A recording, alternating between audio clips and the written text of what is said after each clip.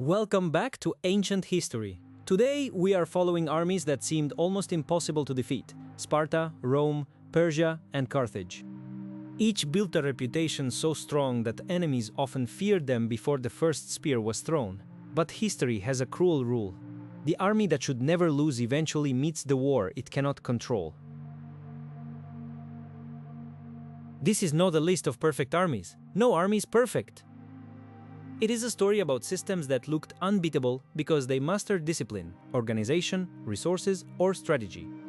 Sparta created warriors. Rome created a machine of adaptation. Persia created imperial scale.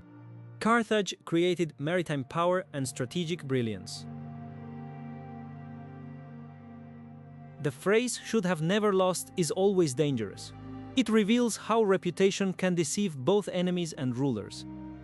Victory can become a habit, and habit can become blindness. The more invincible an army appears, the harder it becomes to see the weakness growing beneath the armor. We begin with Sparta, the city that turned military identity into a way of life. To the wider Greek world, Spartans were not merely soldiers. They were the image of discipline, silence, endurance, and fearlessness. Spartan strength came from the agoge, the harsh training system that shaped boys into warriors. The aim was not comfort. It was obedience, toughness, and loyalty to the group. A Spartan soldier was trained to stand, endure, and never break formation. The phalanx made that discipline deadly, shield beside shield, spear beside spear. The hoplite line depended on trust. A weak man endangered the whole formation. In Sparta, military culture was designed to make cowardice feel worse than death. Thermopylae became the legend that sealed Sparta's reputation. The stand of Leonidas and his men did not stop Persia permanently, but it created a memory of defiance so powerful that it outlived the battlefield. But legend can hide limits. Sparta was terrifying in a narrow kind of war. Disciplined infantry fighting in set conditions. It was less comfortable with naval warfare, long campaigns, demographic pressure, and political flexibility. After the Peloponnesian War, Sparta seemed to stand above Greece. Athens had fallen, and Spartan authority stretched farther than before. Yet empire demanded administration, diplomacy, money, and the patience to govern unwilling allies. The shock came at Leuctra in 371 BCE. Theban innovation broke Spartan dominance. The army that looked unbeatable was defeated by an enemy willing to rethink the battlefield. Sparta's reputation survived, but its supremacy did not. Sparta should not have lost if courage alone decided war. But war is not only courage. It is numbers, supply, adaptation, leadership, and political survival. Sparta mastered one kind of excellence and paid the price when the world changed. Rome built a very different military legend. Roman armies were not unbeatable because they never lost. Rome lost catastrophically more than once. The frightening thing about Rome was that defeat often made it more dangerous. Roman strength came from organization. The Republic mobilized citizens, allies, roads, colonies, discipline, and law. Its army was not only a battlefield force, it was connected to a society that could replace losses and keep fighting. The Roman legion became a flexible instrument of war. Over time, Rome learned from enemies, changed equipment, adjusted formations, and absorbed useful ideas. The army that should have never lost was the one that learned faster than its rivals. Pyrrhus of Epirus discovered this resilience. He won battles against Rome, but at a cost so high that victory itself became dangerous. Rome could survive defeat, replace armies, and return. Then Hannibal showed Rome the edge of disaster. At Cannae, Roman armies were surrounded and crushed in one of antiquity's most famous defeats. If any battle should have broken Rome, it was this one. But Rome did not surrender. It adapted its strategy, avoided Hannibal when necessary, rebuilt forces, and shifted the war. This is why Rome became terrifying. It could lose the battle and still win the war. Rome's military system also expanded with victory. Conquered peoples became allies. Allies became soldiers, and soldiers extended the reach of the state. Roman power fed on incorporation. Yet Rome also had limits. Expansion created longer frontiers, ambitious generals, civil wars, and armies loyal to commanders as much as to the state.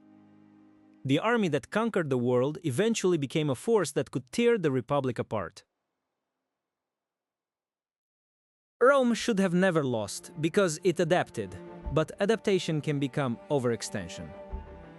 The same system that made Rome strong created ambitions too large for old institutions to control. Persia represents another kind of military power: scale. The Achaemenid Empire could draw on vast territories, peoples, cavalry, archers, engineers, ships, tribute, and roads. To smaller states, Persian power looked like the weight of the world moving west. The royal road, imperial administration, and regional satrapies helped Persia coordinate power over enormous distances. Its army was not a single people in arms. It was an empire gathered into motion. Persia's military identity was diverse. Cavalry from one region, archers from another, infantry from elsewhere, fleets from subject peoples, and noble commanders all served the great king. When Persia invaded Greece, many assumed the question was not whether Persia had power, but whether the Greek cities could survive it. The empire had burned cities, crossed seas, bridged waterways, and moved forces on a scale that seemed almost mythic. Yet Persia's scale could also become a weakness. Large armies needed supply, coordination, and clear command. Diverse forces could be powerful, but they could also be difficult to control when geography, weather, and local resistance turned against them. At Marathon, Salamis, and Plataea, the Greeks showed that Persian power was not invincible. The empire remained vast and formidable, but the idea that scale alone guaranteed victory was broken.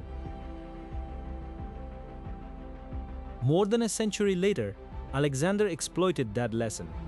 His army was smaller than Persia's imperial resources, but it was highly trained, aggressive, and led by a commander who understood speed and shock. At Gaugamela, Darius still commanded immense resources, but Alexander's tactics and battlefield nerve shattered the imperial center. The army that seemed too large to defeat could be broken if the heart of command failed. Persia should have never lost, because it had the resources of empire. But resources must become effective force at the right place and moment. An empire can be vast and still lose to an enemy that moves faster.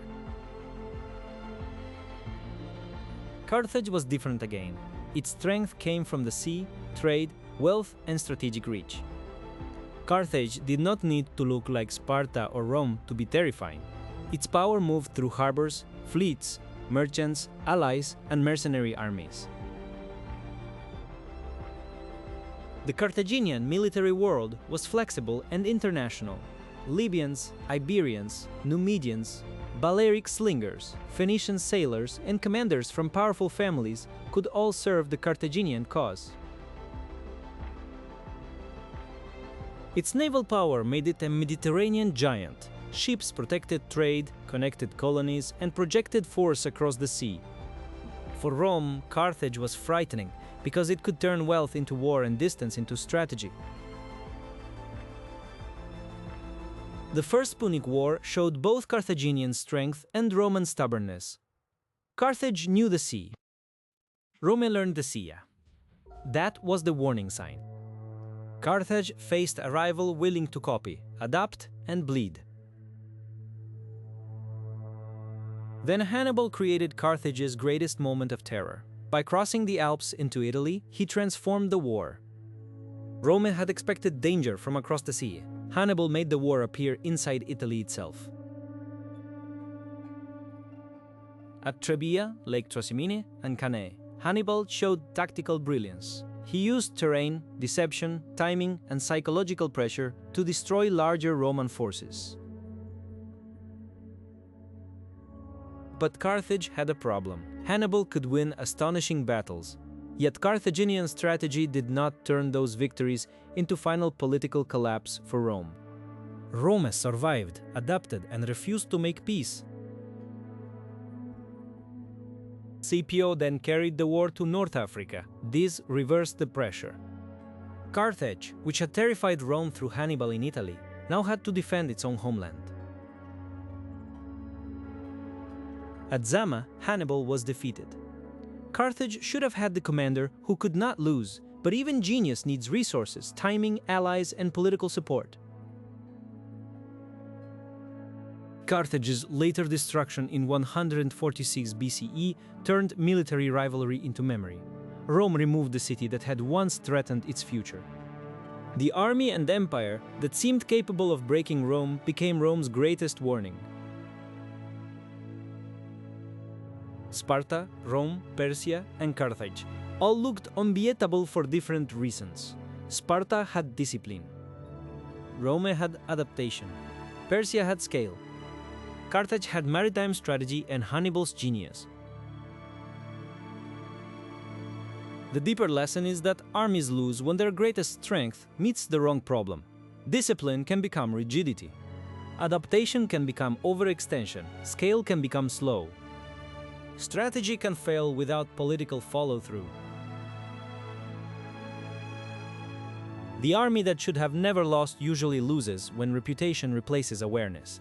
Enemies study it, systems age, leaders misjudge, and the battlefield changes.